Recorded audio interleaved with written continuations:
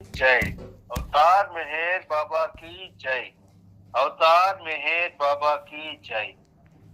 Beloved God, help us all to love you more and more and more and more and still yet more till we become worthy of union with you, and help us all to hold fast to Baba's daman till the very end. अवतार मेहर बाबा की जय। Avatar Meher బాబా key జై. ప్రీతం మెహర్ బాబా, నీవు ప్రసాదించిన ప్రవచన సారంను గ్రహించవలసిన తీరులో గ్రహించి సదవగాహన చేసుకుని వాటిని మా జీవనములలో ఆపాదించుకుని నిజాయితీతోడను నిర్మల ప్రేమతోడను వాటిని ఆచరించులాగున మా అందరినీ ఆశీర్వదించు. అట్టి ఆచరణయుత జీవన శైలిలో జీవించినట్లు మా అందరినీ అనుగ్రహించు. अवतार मेहर बाबा की जय. अवतार मेहर बाबा की अवतार मेहर बाबा की जय. మెహర్ ప్రభు చరిత్రం 11వ భాగం 4559 పేజీలో ఈ రోజు మనం చదువుకోవడానికి అవకాశం ఇచ్చిన అవతారానికి ప్రణామాలు అర్పిస్తూ, నా గురించి ఎవరైనా అడిగితే ఏం చెబుతావు అని కిషన్ సింగ్ అడిగారు మెహర్ బాబా.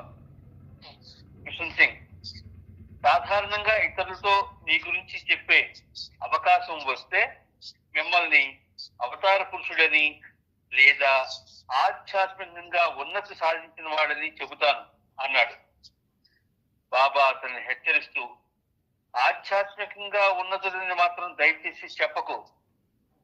బాబా అవతారుడు అని చెప్పి మళ్ళీ నన్ను ఆధ్యాత్మికంగా ఉన్నతి పొందినవాడు అని కూడా ఎలా చెప్పగలుగుతావు?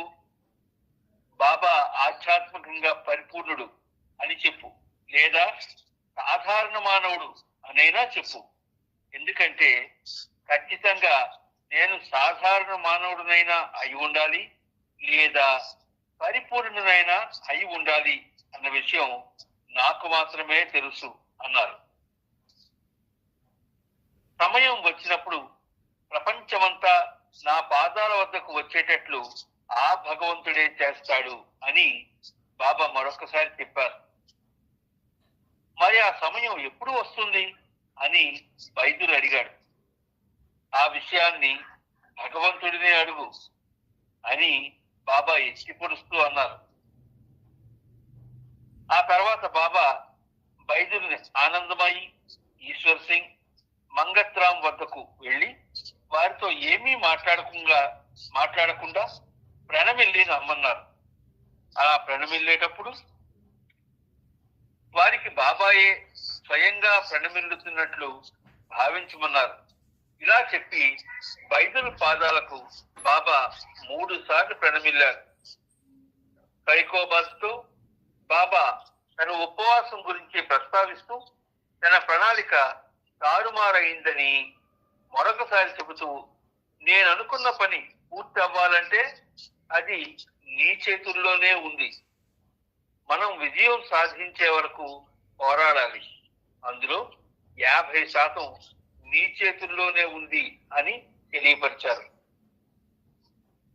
తాను కోరుకున్నట్లుగానే జూన్ 16వ తేదీన బాబా ఉపవాసం ప్రారంభించారు.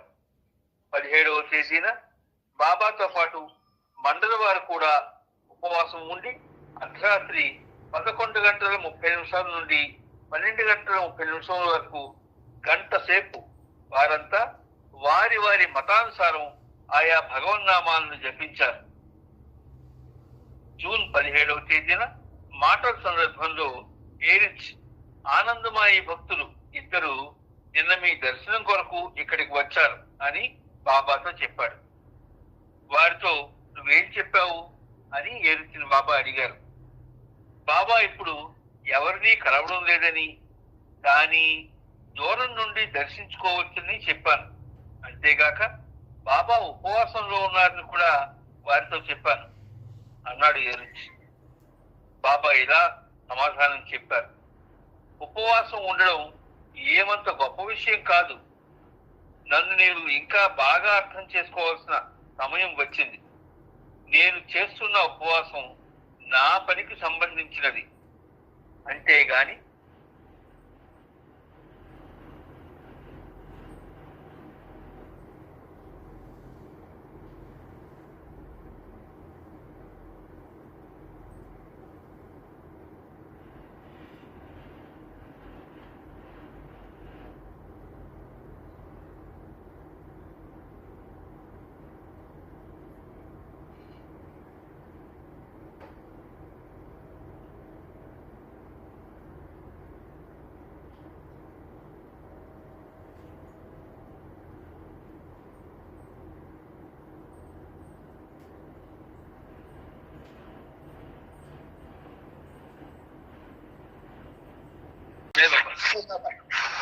అయితే బాబా ఇలా సమాధానం చెప్పారు. అయితే మనం ఇప్పుడు తెలుసుకోవాల్సింది ఏంటంటే, నిన్న మనం చాలా చాప్టర్స్ చదివిస్తాం. దహరాదూన్ తిరిగి రాకలో చాలా విషయాలు చెప్పాము. నిన్న శ్రీనివాసరావు గారు కొంచెం అవకాశం లేనందువల్ల నేను కలవలేదు. తర్వాత ఆయనతో డిస్కస్ చేసిన తర్వాత ఈ దహరాదూన్ తిరిగి రాకలో ఉన్నటువంటి సందేశాల గురించి చెప్తానన్నారు. ఇప్పుడు ఈ ఉపవాసం గురించి చెప్పేసిన తర్వాత ఆయన మళ్ళీ దాని గురించి చెప్తారు. జై బాబా. అవతార్ మెహర్ బాబా కి జై. ఉపవాసం ఉండడం ఏమంత గొప్ప విషయం కాదు. నన్ను నీకు ఇంకా బాగా అర్థం చేసుకోవాల్సిన సమయం వచ్చింది. నేను చేస్తున్న ఉపవాసం నా పనికి సంబంధించింది, అంతేగాని నా స్వీయ ప్రాధాన్యత పెంచుకోవడానికి కాదు. చాలా మంది రోజు ఉపవాసం చేస్తూనే ఉంటారు. వార్తాపత్రికల్లో నిరాహార దీక్షల గురించిన వార్తలు రోజూ ఉండేవే కదా. కాబట్టి ఉపవాసం ఉండడంలో ప్రత్యేకత ఏముంది?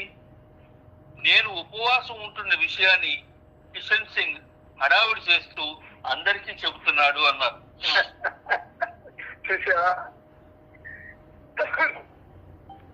చాలా మంది ఆడవాళ్ళు ఉపవాసానికి పెద్ద ప్రాధాన్యత ఇస్తారు. ఇది ఇలా సంఘటన విజయవాడలో కూడా మాజేటి రామ్మోహన్ రావు గారి మేడ మీద బాబా ఆయన సందేశాలను ఇస్తున్నప్పుడు కూడా ఒక పోలీస్, గవర్నమెంట్ పోలీస్ యొక్క భార్యకు కూడా ఈ విషయంలో చాలా మందలించి మరీ చెప్పారు. ఇప్పుడు మీరు మందలింపు లేదు, కానీ జనరల్ గా సాధారణంగా ఉపవాసం నుంచి బాబా ఏం చెప్తున్నారు? ఉపవాసం ఉండడం ఏమంత గొప్ప విషయం కాదు. ఆయన కాదు అంటే మనం అది చేస్తే దాని వల్ల మనకి ఆయన కృప రాదు. ఉపవాసం ఉండడం ఏమంత గొప్ప విషయం కాదు అంటే నాకైతే ఆయన లగాచాడు, నేను ఉపవాసం చేసుకుంటాను అన్న వాళ్ళకి ఆయన యొక్క కృప రాదు. కృప అంటే ఏమనుకుంటున్నారు మీరు? మన భౌతిక జీవితానికి సంబంధించిన వివరణ కాదు. మన కోరికలు తీర్చడనా కాదు. మనకి ఆధ్యాత్మికంగా ఏమైనా మేలు చేయడనా కాదు. ఏది కాదు. ఉపవాసం అనేది ఉప అంటే దగ్గరగా, వాసము అంటే నివసించు అని, అంటే భగవంతుడికి దగ్గరగా నివసించు అని అర్థం. ఉపవాసం అంటే కడుపు మార్చుకోవడం కాదు. ఉపవాసం ఉన్నానని అందరికీ కూడా నేను రోజు ప్రతి ఆదివారం ఉపవాసం ఉంటానండి, ప్రతి శనివారం ఉపవాసం ఉన్నానని చెప్పుకోవడానికి కాదు. ఉప అంటే దగ్గరగా, వాసము నివసించు. ఎవరితో? దేవుడితో. అందుకే ఆయన ఏమంటున్నారు? నన్ను నీవు బాగా అర్థం చేసుకోవాల్సిన సమయం వచ్చింది. మనం బాబాని అసలు అర్థం చేసుకోవడానికి మనం ప్రయత్నించాం ఎప్పుడు కూడా. ఎందువల్లంటే అసలు మనమే ఇంతవరకు అర్థం కాలేదు. స్వచ్ఛంగా చెప్తున్నాను, బాబా మీ అందరితో స్వచ్ఛంగా చెప్పిస్తున్నాను. మనమే ఇంతవరకు అర్థం కాలేదు మనం ఏమిటో. మరి ఆయన ఎలా అర్థం చేసుకుంటాం? కానీ బాగా అర్థం చేసుకోవాల్సిన సమయం వచ్చింది అంటున్నారు బాబా. నేను చేస్తున్న ఉపవాసం నా పనికి సంబంధించినది. ఆయన పని ఏమిటి? దేనికి వచ్చాడు ఆయన? శిష్ట రక్షణ, దుష్ట శిక్షణ చేయడానికి రాలేదు. మహోన్నతమైనటువంటి దివ్య ప్రేమని మానవ హృదయాలలో స్థాపించడానికి వచ్చాడు. ఆ పని చేయడానికి ముందుకుండే మానవ హృదయాలలో ప్రేమ కొలను నింపాను అన్నాడు ఆయన. అసలు సబ్జెక్ట్ అంటే మనకి ఇంట్రెస్ట్ ఉంటే ఇవన్నీ కూడా తెలుసుకోవడానికి ప్రయత్నం చేస్తాం. అయితే ఇవన్నీ తెలుసుకుంటే ఏటొచ్చి వస్తుందండి అని మీరు దాన్ని ప్రశ్నించవచ్చు. మనం ఒక దినచర్యలో బతుకుతున్నాం. 3 పూటలు తినడం, పడుకోవడం. దీనివల్ల ఏటి వస్తుంది? శారీరకంగా బాగుంటాం. కానీ శారీరకంగా బాగుండడానికి చేసేటటువంటి ఈ శరీరాన్ని మనం మారిస్తే శరీరం బాగుండదు, చాలా ఇబ్బంది పడతారు మనకి. అందుచేత బాబా యొక్క ఉపవాసం ఏమో చెప్తారు ఆయన, అతను చేస్తున్న పనికి సంబంధించింది. అతను ఏం పని చేస్తున్నాడు? ఆయన నిత్య ప్రేమని మానవ హృదయాల్లో నింపాలని 1922 నుంచి ఈ క్షణం వరకు ప్రయత్నం చేస్తున్నాడు ఆయన. అందుచేత నా స్వీయ ప్రాధాన్యత పెంచుకోవడానికి మాత్రం కాదు, అతనికి మనందరం ప్రాధాన్యత ఇవ్వాలి ఆయన కోరుకోడు, ప్రేమించడానికి కోరుకుంటాడు. అంచేత నా స్వీయ ప్రాధాన్యత పెంచుకోవడానికి కాదు అంటూ స్పష్టంగా ఖచ్చితంగా చెప్తున్నారు బాబా. చాలా మంది రోజు ఉపవాసం చేస్తూనే ఉంటారు. ఇక్కడ 2 విషయాలు మీకు చెప్తాను నేను. ఆరోగ్యం కోసం ఉపవాసం చేయడం, అది ఒక పూట ఏదో ఒక పూట చేస్తే చాలు. లేదు ఆరోగ్యం కోసం ఉపవాసం చేయాలి అనుకున్న వాళ్ళు, ఉపవాసం అంటే భగవంతుడికి దగ్గరగా నివసించడం, అది ఉపవాసం, అది చేయొచ్చు ప్రతి క్షణం కూడా. బాబా మనకి మర్మ గర్భంగా సంక్షిప్తంగా దాన్ని వివరించుకోవాల్సిన బాధ్యత మనది. అందువల్ల వార్తాపత్రికల్లో నిరాహార దీక్షల గురించి వార్తలు రోజు ఉండేవే కదా, అది సామాన్యమే కదా అని బాబా అంటున్నారు. కాబట్టి ఉపవాసంలో ఉండడం ప్రత్యేకత ఏముంది? ఏమీ లేదు. నేను ఉపవాసం ఉంటున్న విషయాన్ని కిషన్ సింగ్ హడావిడి చేస్తూ అందరికీ చెబుతున్నాడు. అంటే అప్పటికి బాబా సన్నిధిలో ఉన్న వాళ్ళకి ఆయన ప్రతి చర్య కూడా తెలుసుకోవాలనే ఒక కుతూహలం ఉండేది. అందుకోసం ఒకరికొకరు ఆ విషయం గురించి ప్రస్తావన చేసుకోవడం, వివరించుకోవడం ఇలాంటివి ఉంది. కాబట్టి ఇప్పుడు మనకి ఆ పరిస్థితి అక్కర్లేదు. ఎవరు ఆడవాళ్ళు కానీ మగవాళ్ళు కానీ ఉపవాసాలు చేయవలసిన అవసరం లేదు. మరొక చిన్న విషయం, నవ్వు పుట్టించే విషయం అయితే, సంకటం వస్తే ఎలాగూ తినలేం.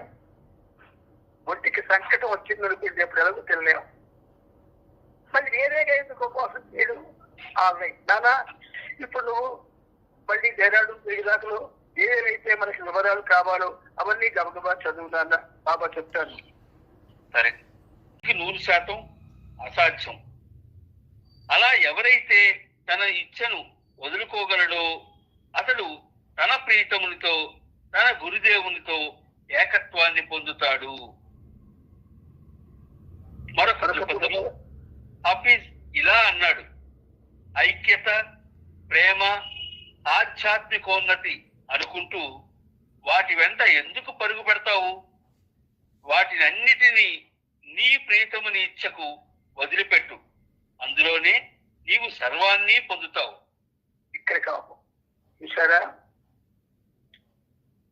మన ప్రియతముడు మన కోసం ఎంత తీవ్రంగా ఆయన మాట్లాడుతున్నాడు. బాబా బాబా బాబా మెహర్ బాబా మెహర్ బాబా మెహర్ బాబా మెహర్ బాబా అని గొంతు చించుకునే మన ఆయాసంలో ఆచరణ లేదు. ఆ ఆచరణ లేనందువల్ల మనం చెయ్యవలసింది చేసి పొందవలసింది పొందగల స్థాయికి చేరలేకపోతున్నాం.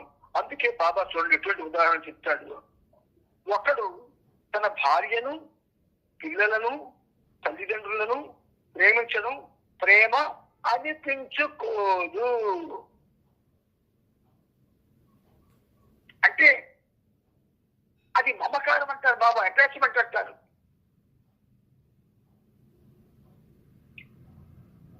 ఈ మమకారం జీవులకి జీవేశ్వరుడు అందివ్వలేదు, మాయ అందించింది. గుర్తుంచుకోండి, జీవేశ్వరుడు అందించింది కాదని ఆ మమకారం, అటాచ్మెంట్, మాయ.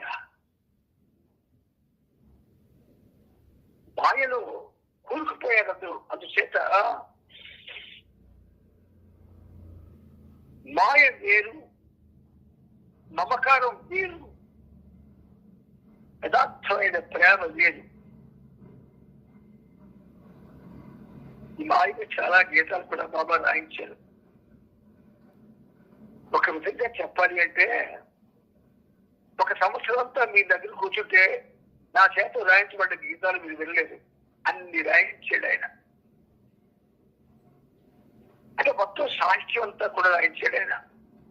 అందువల్ల మీకు ఇక్కడ బాబా ఏం చెప్తున్నారు, ప్రేమ దైవం నుండి లభించే దివ్యమైన కానుక అని ఆ ముందు మనకు అదే సెంటెన్స్ అన్నారు, మళ్ళీ అదే సెంటెన్స్ రిపీట్ చేశారు బాబా. అది దైవ సంబంధమైనది, మానవ సంబంధమైనది కాదు. మానవ సంబంధాలన్నీ కూడా అటాచ్మెంట్ లోనే ఉంటాయి, మమకారంలోనే ఉంటాయి. కానీ దైవ సంబంధంకి అటాచ్మెంట్ ఉండదు. దేవుడికి మనకి అటాచ్మెంట్ కాదు ఉండవలసింది. ఆయనకి మనల్ని ఆయన ఎలాగో ప్రేమిస్తున్నాడు, మనమే ఆయన్ని ప్రేమించడం లేదు. అందువల్ల బాబా చాలా స్పష్టంగా మనకి వివరిస్తున్నారు, ప్రేమ దైవం నుండి లభించే దివ్యమైన కానుక, అది దైవ సంబంధమైనది. అట్టి ప్రేమను కలిగి ఉన్నవాడు దేనినైనా త్యాగం చేస్తాడు, దేనినైనా. అందుకే పూర్వం రాక్షసులు ఉన్న కాలంలో వాళ్ళు భగవంతుల కోసం చేతులు నరికీయడం, కాళ్ళు నరికీయడం, పిల్లకి శిరస్సునే నరికి ఆత్మహత్యలు చేసి వరాలు పొందేవారు. ఈ ముందు కథలన్నీ మనకు అనవసరం కదా. 2000 సంవత్సరాలు చేసిన రావణ బ్రహ్మ అని రావణ బ్రహ్మ అంటారు. అసలు వాడి గురించి మనం తెలుసుకోం. రావణ బ్రహ్మ గురించి చెప్పంటే ఆ గురించి చెప్పలేరు బాబారావు పూర్తిగా. ఆంజనేయుడి గురించి చెప్పమన్నా పూర్తిగా చెప్పిన వాళ్ళు ఎవరు లేరు. భక్త శబరి గురించి చెప్పమన్నా చెప్పిన వాళ్ళు ఎవరు లేరు. అంతేమిటి, మనం దేనికోసమైతే తాపత్రయపోతాం దానికి అడ్డుకుపోతాం. మనం ఓడ మీద బలిగా. కానీ అడ్డుకోవాల్సిన దేనికి? దైవ సంబంధమైన ప్రేమను పొందడానికి అందుకోవాలి, ఆ దైవ ప్రేమకు అందుకోవాలి. అందుచేత అట్టి ప్రేమను కలిగి ఉన్నవాడు దేన్నైనా త్యాగం చేస్తాడని బాబా అంటున్నారు. అతడు స్వేచ్ఛను త్యాగం చేస్తాడు. స్వేచ్ఛ అంటే ఏమిటి? వాటి దాని అర్థం ఏమిటి? స్వేచ్ఛ అంటే మానవుడు తనకు తానుగా స్వేచ్ఛా జీవితాన్ని సాగిస్తూ ఉన్నాడు. దానికి అలవాటు పడిపోయాడు. బాబా శత్రువులకు కూడా కొంతమంది ఆ స్వేచ్ఛను ఉపయోగించుకోవడం వల్లే రాకుంటున్నారు. బాబా కార్యక్రమాలకు కూడా రాకుంటున్నారు ఆ స్వేచ్ఛను ఉపయోగించుకోవడం వల్లనే. ఆ స్వేచ్ఛ వల్లనే సెంటర్లో ఐక్యత కరువైపోతుంది. సెంటర్లలో ఆ స్వేచ్ఛ వల్లనే ఒకరి మాట ఒకరికి నప్పకుండా పోతుంది. అందుచేత ఆ స్వేచ్ఛ అన్నది జాగ్రత్తగా ఉపయోగించుకోకపోతే ఆ ఆయుధం మనల్ని పూర్తిగా నాశనం చేస్తుంది. అందుచేత చివరికి త్యాగం చేయడాన్ని కూడా త్యాగం చేస్తాడట. అది చూడండి, త్యాగం చేయడాన్ని కూడా త్యాగం చేసేస్తాడట. అంటే భగవంతుడికి భక్తుడికి ఉన్న సంబంధం గురించి ఏనాడు ఎవ్వరు ఎక్కడ ఎప్పుడు ఆలోచించరు. నువ్వు నీ ఇంట్లో తెల్లవారు నచ్చి కార్యక్రమాలు చేస్తూ ఉంటావు, నీ ఇంట్లో పెద్ద బాబా ఫోటో పెట్టుకుంటావు, తెల్లవారు ప్రేర్ చేస్తావు, సాయంకాలం ప్రేర్ చేస్తావు, కార్యక్రమాలు చేస్తుంటావు, కానీ ఇంట్లో నీకు బాబాతో సంబంధం ఉంటుందంటే ఉండదు.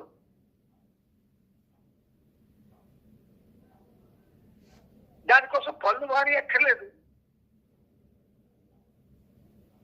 మనం మన పనులు చేసుకుంటూ బాబాతో కాంటాక్ట్ పెట్టుకోవాలి. అంటే నిరంతరం ఆయన నామస్మరణ చేస్తూ ఉండాలి. 24 గంటలు చేసుకోవచ్చు, 24 hours కూడా బాబా నామం చేసుకోవచ్చు.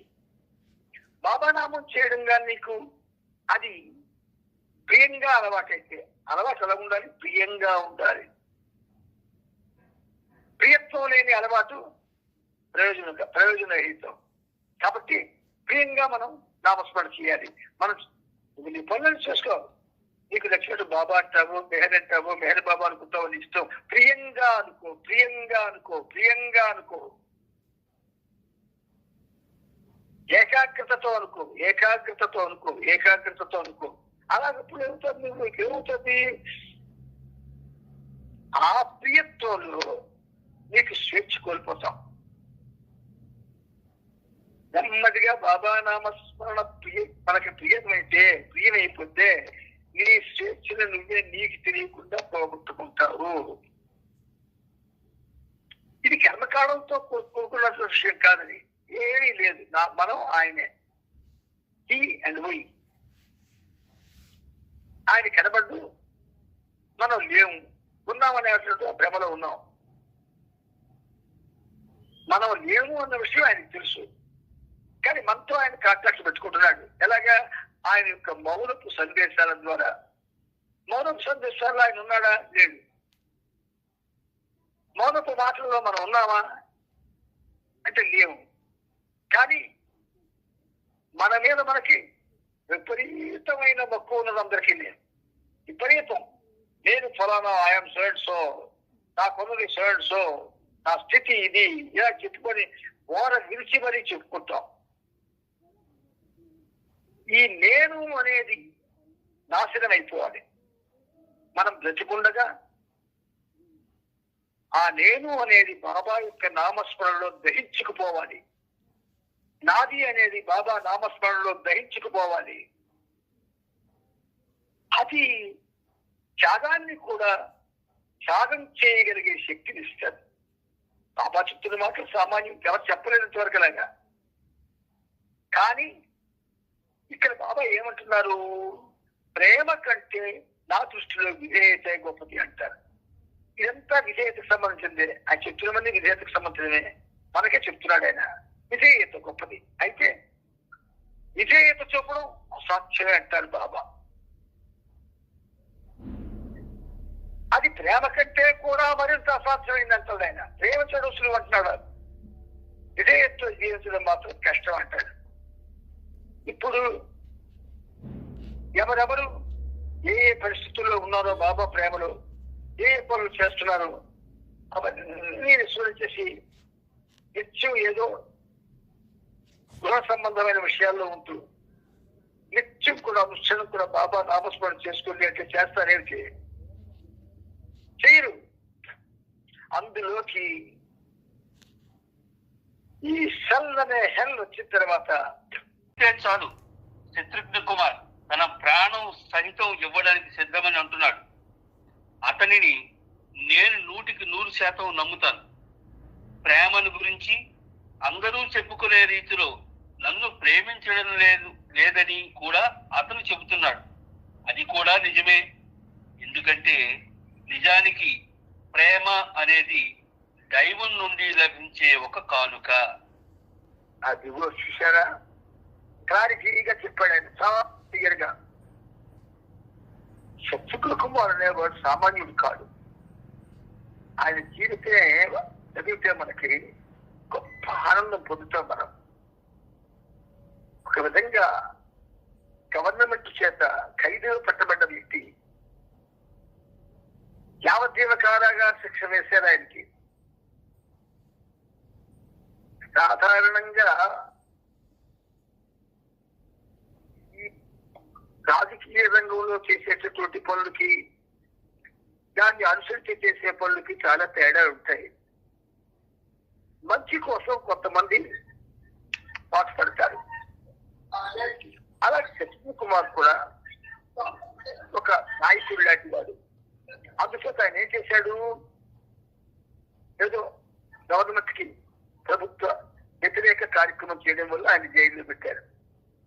అతను ఆ తర్వాత ఆ జైల్లో నుంచి ఒక తెల్లవారుజామున భగవంతుడిని ప్రార్థిస్తాడు. ఎలాగా, మిస్టర్ గాడ్, నీ ఉనికేగా నిజమైతే నాకు తెల్లవారేసరికి రిలీజ్ ఆర్డర్ రావాలి అన్నాడు. ఇదేదో కాటన్ బుల్ స్టోరీ, కాకి మజిలీ కథ అనుకోకండి, జరిగింది ఇది. మిస్టర్ గాడ్, నాకు తెల్లవారుసరికి కానీ రిలీజ్ ఆర్డర్ వస్తే నేను నిన్ను విశ్వసిస్తాను అన్నాడు. కమ్యూనిస్ట్ భావాలు ఉన్నవాడు ఆయన. అంచేత అనేసాడు, హాయిగా ఊరుకున్నాడు, మర్చిపోయాడు. కానీ తెల్లవారుసరికి ఆయనకి రిలీజ్ ఆర్డర్ వచ్చింది. ఆశ్చర్యపోయాడు, ఆనందపడిపోయాడు. మళ్ళీ స్వేచ్ఛను పొందుతానని చెప్పి ఆ స్వేచ్ఛలో పడిపోయి తనకి బాబాకి జరిగినటువంటి విషయాన్ని మర్చిపోయాడు. అటువంటి వాళ్ళు బాబా మళ్ళీ జ్ఞాపకం చేసి దగ్గరకు తీసుకుంటాడు. తీసుకున్న తరువాత ఆయన బాబా వరకు చాలా చాలా చాలా ప్రేమతో దీక్షతో చేశాడు ఆయన. అందుకనే బాబా ఏమంటారు చూడండి సత్యన్ కుమార్ గురించి, తన ప్రాణం సైతం ఇవ్వడానికి సిద్ధము అని అంటున్నారు సత్యన్ కుమార్కి. ప్రాణం చేస్తాడట. ఇప్పుడు మన మొత్తం భారతదేశంలో లేదా ఇండియాలో లేదా ఆంధ్రప్రదేశ్ లో ఎవరికోసమైనా ఏ వ్యక్తి అయినా ప్రాణం త్యాగం చేయడానికి రెడీగా ఉన్నాడా? భగవంతుడు బాబాయే ప్రత్యక్షమై నువ్వు ఈ ప్రాణాన్ని త్యాగం చేస్తే నీ దానిలో కలుపుకుంటా అంటే ప్రాణం ఎవరైనా త్యాగం చేస్తామా? చెయ్యము. నిష్కర్షగా చెప్తున్నాను నేను. మన మీద మనకున్న ప్రేమ బాబా మీద లేదు కనుక. కానీ సత్యన్ కుమార్ గురించి బాబా సర్టిఫికేట్ ఏమరుస్తున్నారు, తన ప్రాణం సైతం ఇవ్వడానికి సిద్ధంగా ఉంటాడన్నాడు.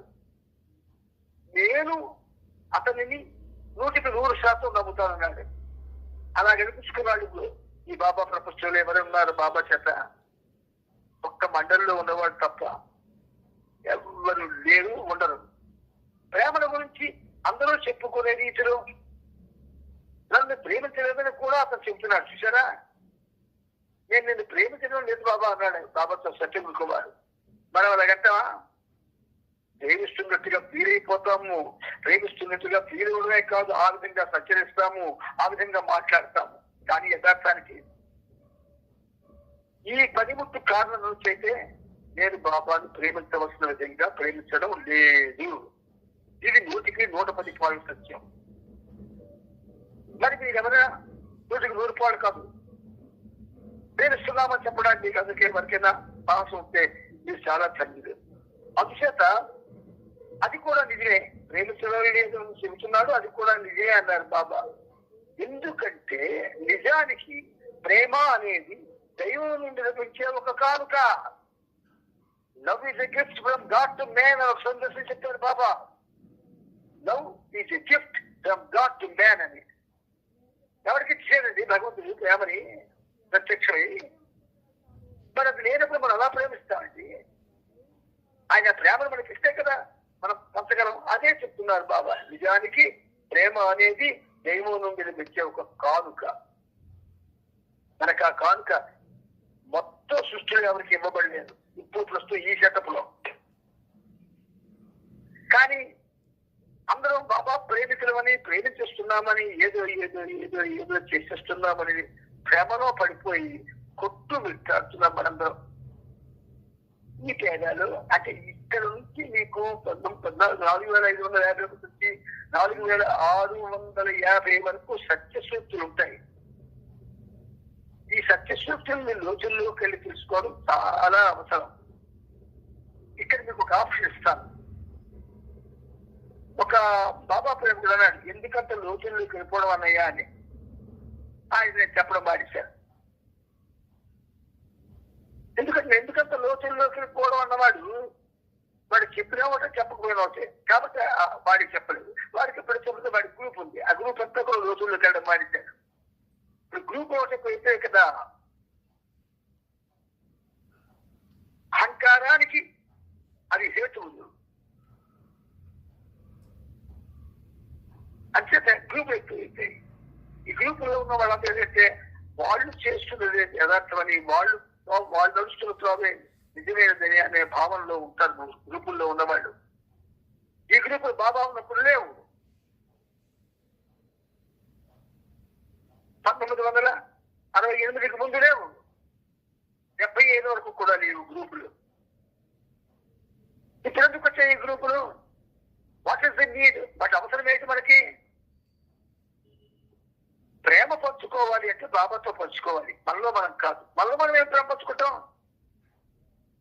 అందరి భౌతిక ఆలోచనలు, భౌతిక పనులు, భౌతిక దేహాలు, భౌతిక కార్యకలాపాలు, భౌతిక ఆలోచనలు అన్ని అందరూ ఒకలాగే ఉన్నాం. మనమే పంచుకుంటాం. పంచుకోవడానికి సాధువు రాసుకుంటే 3 తప్ప ఇంకేమీ లేదు అన్నట్టు మనం పంచుకోవాలి అంటే ఆయన ప్రేమని మనం పంచుకోవాలి, పొందడానికి ప్రయత్నించాలి. అంతే బాబా ఇక్కడ నాన్న ఆ ముందు నెక్స్ట్ వారా చదువునానా. ఒకడు తన భార్యను, పిల్లలను, తల్లిదండ్రులను ప్రేమించడం ప్రేమ అనిపించుకోదు, అది మమకారం మాత్రమే. అది మళ్ళీ చదువునా. ఒకడు తన భార్యను, పిల్లలను, తల్లిదండ్రులను ప్రేమించడం ప్రేమ అనిపించుకోదు, అది మమకారం మాత్రమే. ప్రేమ ఇంగ్లీష్ లో అటాచ్మెంట్ మాత్రమే. అటాచ్మెంట్ మాత్రమే. ప్రేమ దైవం నుండి లభించే దివ్యమైన కానుక, అది దైవ సంబంధమైనది. అట్టి ప్రేమను కలిగి ఉన్నవాడు దేనినైనా త్యాగం చేస్తాడు. అతడు స్వేచ్ఛను త్యాగం చేస్తాడు, చివరకు త్యాగం చేయడాన్ని కూడా త్యాగం చేస్తాడు. కానీ నా దృష్టిలో ప్రేమ కంటే విధేయత గొప్పది. అయితే విధేయత చూపడం అసాధ్యమైనదే. అది ప్రేమ కంటే కూడా మరింత అసాధ్యమైనది. ఎందుకంటే స్వేచ్ఛ అనేది మనకు వారసత్వంగా వచ్చేది. స్వేచ్ఛ మన జన్మ హక్కు. మౌలికంగా మనం స్వేచ్ఛా జీవులు. కానీ బంధనాలు ఉన్నప్పుడు స్వేచ్ఛకు తావుండదు కదా. అటువంటి పరిస్థితుల్లో అనేక బంధాలను తొలగించగల ఒకే ఒక్క బంధానికి కట్టుబడి ఉండడమే శ్రేయస్కరం. కానీ అది కూడా కష్టమే. ఒక వ్యక్తి విధేయత చూపడంలో తన గొంతు తానే కోసుకోవచ్చు. అతని చర్యలో స్వేచ్ఛ అనే భావన ఇమిడి ఉంది. గొంతు కోసుకునే అతని చర్యకు ఆ భావనే కారణం. ప్రీతముని కొరకు చేసే ప్రాణత్యాగం గురించి చెప్పే హఫీజ్ సూక్తిని బాబా మరొకసారి వివరిస్తూ ఇలా చెప్పారు. ఈ సూక్తిని చెప్పడంలో ప్రేమికుడు తన గొంతుకును కోసుకొని ప్రాణాలనే త్యజించడం అనేది హఫీజ్ ఉద్దేశం కాదు. సాధకుని సొంత ఇచ్ఛను విల్ను వదులుకోవాలనుకునే